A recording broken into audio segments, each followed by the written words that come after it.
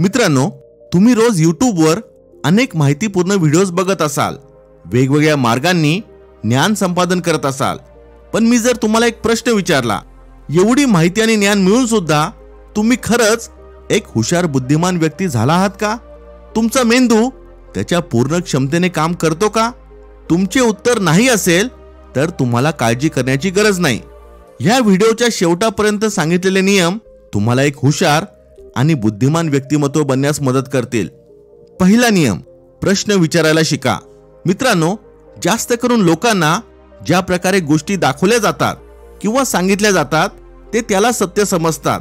ते जास्त प्रश्न विचारत नाही किंवा त्या गोष्टीच्या मुळापर्यंत जायचा प्रयत्न करत नाही. त्यांना वाटते व्हॉट्सॲप, इंस्टाग्राम, फेसबुकवर जे व्हायरल व्हिडिओज दाखवले जातात ते सर्व खरे असतात. भलेही ते व्हिडिओ कितीही एडिट केले असले तरीही. ह्या लोकांना वाटते मोठ्या लोकांनी किंवा त्यांच्या शिक्षकांनी जे काही सांगितलं आहे ते सर्व खरे आहे. ज्यामुळे होते काय, जास्त करून लोक गोष्टींकडे एकाच नजरेने बघतात. आपण वेगवेगळ्या दृष्टिकोनातून त्या गोष्टीकडे बघत नाही. त्यामुळे आपल्या समस्यांचे उपाय आपल्याला शोधता येत नाही किंवा आपण काही वेगळा विचार करू शकत नाही. आणि जी लोक वेगळा विचार करतात, वेगवेगळ्या दृष्टिकोनातून गोष्टींकडे बघतात, अशाच लोकांना लोक हुशार म्हणतात. स्वतःला आणि दुसऱ्यांना जास्त प्रश्न न विचारल्याने ह्या लोकांना गोष्टीची स्पष्टता येत नाही, ज्यामुळे त्यांचे निर्णय अनेक वेळा चुकतात, कारण त्यांच्याकडे योग्य निर्णय घेण्यासाठी पुरेसे ज्ञान नसते. उदाहरण, वर्गामध्ये जे विद्यार्थी शिक्षकांना सर्वात जास्त प्रश्न विचारतात ते सर्वात चांगले मार्क्स सुद्धा पाडतात. जर न्यूटनने स्वतःला हा प्रश्न विचारला नसता की सफरचंद खालीच का पडले, वर का नाही गेले, तर मग गुरुत्वाकर्षणाचा शोधच लागला नसता. पण तुम्हाला एवढ्या मोठमोठ्या प्रश्नांची उत्तरे शोधायची गरज नाही. तुम्ही फक्त सहजासहजी कोणत्याही गोष्टीला स्वीकार करू नका. गोष्टींच्या खोलात जायचा प्रयत्न करा. वेगवेगळे प्रश्न विचारून उत्तरे शोधायचा प्रयत्न करा. याचा तुम्हाला नातेसंबंधांमध्ये सुद्धा फायदा होईल. तुम्ही समोरच्याला अधिक चांगल्या प्रकारे समजू शकाल. तुमच्या करिअरमध्ये तुम्ही दुसऱ्यांपेक्षा जास्त प्रगती कराल, कारण एकाच गोष्टीला तुम्ही वेगवेगळ्या बाजूने समजून घेऊन मगच कृती कराल. दुसरा नियम, रोज ब्रेन चॅलेंजिंग गेम्स खेळा. मित्रांनो, फालतू गेम्स खेळल्याने तुमच्या मेंदूमध्ये डोपामाइन नावाचे रसायन जास्त प्रमाणात निर्माण होते, ज्यामुळे तुमची स्मरणशक्ती, फोकस, लक्ष एकाग्र करण्याची क्षमता कमी होत जाते. पण असे गेम्स आहेत जे न्यूरोसायंटिस्ट आणि मानसशास्त्रज्ञ सुद्धा रेकमेंड करतात, ज्यामुळे तुमची विचार करण्याची क्षमता आणि स्मरणशक्ती वाढते. 2015 मध्ये केल्या गेलेल्या एका संशोधनामध्ये संशोधकांनी बुद्धिबळ खेळणाऱ्या आणि बुद्धिबळ न खेळणाऱ्या लोकांच्या स्मरणशक्तीची तुलना केली, ज्यामुळे त्यांना आढळले की जी लोक बुद्धिबळ खेळायची त्यांच्या गोष्टी जास्त लक्षात राहायच्या. एका अजून अभ्यासानुसार जेव्हा तुम्ही बुद्धिबळ खेळता तेव्हा समोरच्याच्या दृष्टिकोनातून तुमची विचार करण्याची क्षमता वाढत जाते. आता इथे गरजेचे नाही की तुम्ही फक्त बुद्धिबळ खेळले पाहिजे. असे अनेक गेम्स आहेत जे तुमची ब्रेन पॉवर वाढवण्यास मदत करतात, जसे की sudoku, jigsaw puzzle, Monopoly, 2048, Lumosity, ब्रेनिटॉन, रिडल्स, स्क्रॅबल वगैरे वगैरे वगैरे. तिसरा नियम, काहीतरी वेगळे वाचन करा. मित्रांनो, हे मी माझ्या स्वतःच्या अनुभवातून सांगत आहे. जर मी माझ्या फोकसचे क्रेडिट कोणाला देईल तर ते आहे माझे रोजचे वाचन. मानसशास्त्रज्ञ सांगतात, वाचन आपल्याला फक्त हुशार बनवत नाही, तर वाचन आपला फोकस सुद्धा वाढवते. 2009 साली टिमोथी केलर आणि मार्शल ह्या शास्त्रज्ञांनी जगासमोर एक पुरावा सादर केला. वाचन केल्याने आपला मेंदू फिजिकली रिवायर होतो, म्हणजे आपले न्यूरल कनेक्शन्स अजून वाढत जातात. असे ह्यामुळे होते की जेव्हा तुम्ही वाचन करता तेव्हा तुम्ही तुमच्या मनातल्या विचारांना चॅलेंज करत असता आणि आपल्या मनामध्ये एक चांगली माहिती रजिस्टर होत असते. शब्दांना वाचल्यामुळे तुम्ही मनामध्ये वेगवेगळ्या कल्पना करता. तुमच्या मनामध्ये वेगवेगळी चित्रे निर्माण होतात आणि त्या गोष्टीबद्दल तुम्ही खोल चिंतन करता, जे तुमच्या मेंदूमधल्या अनेक भागांना ऍक्टिव्ह करते.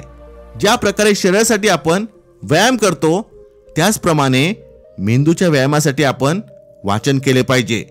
ह्याच कारणामुळे जगातल्या सर्वात श्रीमंत लोकांमध्ये पुस्तके वाचण्याची सवय कॉमन आहे.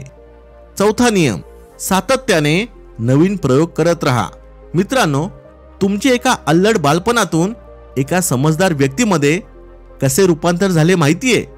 तुम्ही शाळेत गेलात, वेगवेगळ्या भाषा शिकलात, नवीन नवीन विषयांचा अभ्यास केला, नवीन स्किल शिकलात, त्या गोष्टींबद्दल जाणून घेतले ज्याच्याबद्दल तुम्ही आधी कधीच ऐकले नव्हते. गणित, भौतिकशास्त्र, अर्थशास्त्र, इंग्लिश, हिंदी, कला, क्रीडा, सायन्स, आयुष्य अशा अनेक विषयांचे अध्ययन केले जे तुमच्यासाठी खूपच चॅलेंजिंग होते.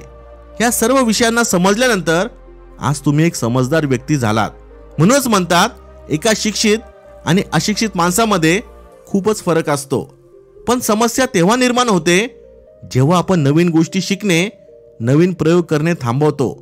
खरं तर सातत्याने स्वतःला अपग्रेड करत राहणे आपले ध्येय असले पाहिजे. जी लोक आयुष्यभर विद्यार्थी असतात, जी सतत काही ना काही शिकत असतात, हीच लोक आयुष्यात प्रगती करतात. हीच लोक आयुष्यात खऱ्या अर्थाने प्रगती करत असतात.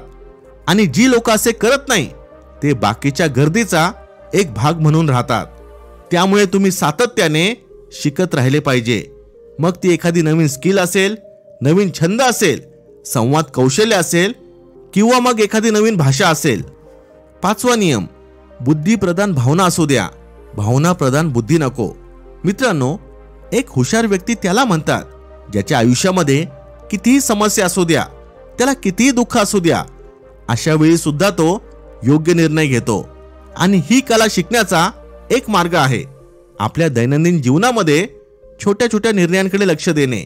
विचार करा की हे निर्णय तुम्ही बुद्धीच्या आधारावर घेत आहात की भावनांच्या आधारावर. इथे तुम्हाला जास्त काही मोठे करण्याची गरज नाही. जेव्हा पण तुम्ही कामाचा कंटाळा करत असाल, कामाची चालढकल करत असाल किंवा रागामध्ये कोणाबरोबर बोलत असाल, तेव्हा 1 मिनिट शांत राहून विचार करा, आता तुम्ही जे करत आहात ते योग्य आहे का आपल्या भावनांना स्वतःवर भारी पडू देत आहात. अशा वेळी जे तुमच्या हिताचं आहे ती गोष्ट करा. तुमच्या भावनांच्या आधारावर कोणताही निर्णय घेऊ नका. ह्या छोट्याशा गोष्टीचा सराव केल्यामुळे तुमचे मन तुमच्या नियंत्रणामध्ये यायला सुरुवात होईल आणि परिस्थिती कशी असो तुम्ही योग्य निर्णय घ्यायला शिकाल. सहावा नियम, पुरेशी झोप घ्या. युनिव्हर्सिटी ऑफ कॅलिफोर्नियाच्या एका संशोधनानुसार जी लोक REM स्लीप म्हणजे गाढ झोपतात ते जास्त क्रिएटिव्ह असतात. कारण जेव्हा आपण गाढ झोपतो तेव्हा आपला मेंदू सगळी माहिती प्रोसेस करत असतो. काही माहिती काढून टाकतो, काही माहिती लॉंग टर्म मेमरीमध्ये टाकतो. आणि जर तुम्ही तुमच्या मेंदूला हे काम चांगल्या प्रकारे करू दिले नाही तर तुमचा मेंदू पूर्ण क्षमतेने काम करणार नाही. त्यामुळे आपल्या मनाला आणि शरीराला पुरेसा आराम द्या. त्यामुळे 7 ते 8 तासांची चांगली झोप घ्या. सातवा नियम, विचार करण्यासाठी वेळ घ्या. मित्रांनो, हुशार लोकांची निरीक्षण शक्ती खूप जबरदस्त असते कारण ते नेहमी विचार करण्यासाठी वेळ घेत असतात. त्यामुळे तुमच्यासाठी सुद्धा हे गरजेचे आहे की तुम्ही त्या गोष्टी आठवा जिथे तुम्ही अजून चांगल्या प्रकारे निर्णय घेऊ शकला असता. कारण जी हुशार लोक असतात ती आपल्या अनुभवातून शिकत असतात, ज्यामुळे ते चुकांची पुनरावृत्ती करत नाही. जेव्हा तुम्ही रोज स्वतःसाठी वेळ काढाल, आपल्या विचारांचे, वागणुकीचे निरीक्षण कराल, तेव्हा तुम्हाला तुमचा पॅटर्न कळेल. तुम्ही ज्या प्रकारे विचार करता, ज्या प्रकारचे निर्णय घेता, ते जर चुकत असतील तर ते का चुकतात ह्याचे कारण तुम्हाला समजेल. आणि तुम्ही तुमच्या आयुष्यात कुठे योग्य निर्णय घेत असाल, कुठे हुशारीने वागत असाल आणि कुठे हुशारीने वागले पाहिजे हा पॅटर्न सुद्धा तुम्हाला समजेल. स्वतःसाठी वेळ काढून तुम्ही तुमचे रुटीन, तुमचे आयुष्य, तुमची वागणूक समजून तुम्ही आयुष्यामध्ये एक स्पष्टता आणू शकता जे तुम्हाला भविष्य काळात योग्य निर्णय घेण्यास मदत करेल. मित्रांनो, हे होते ते 7 जबरदस्त नियम. इथपर्यंत व्हिडिओ पाहत असाल तर लाईक करायला विसरू नका. Thanks for watching. Stay blessed.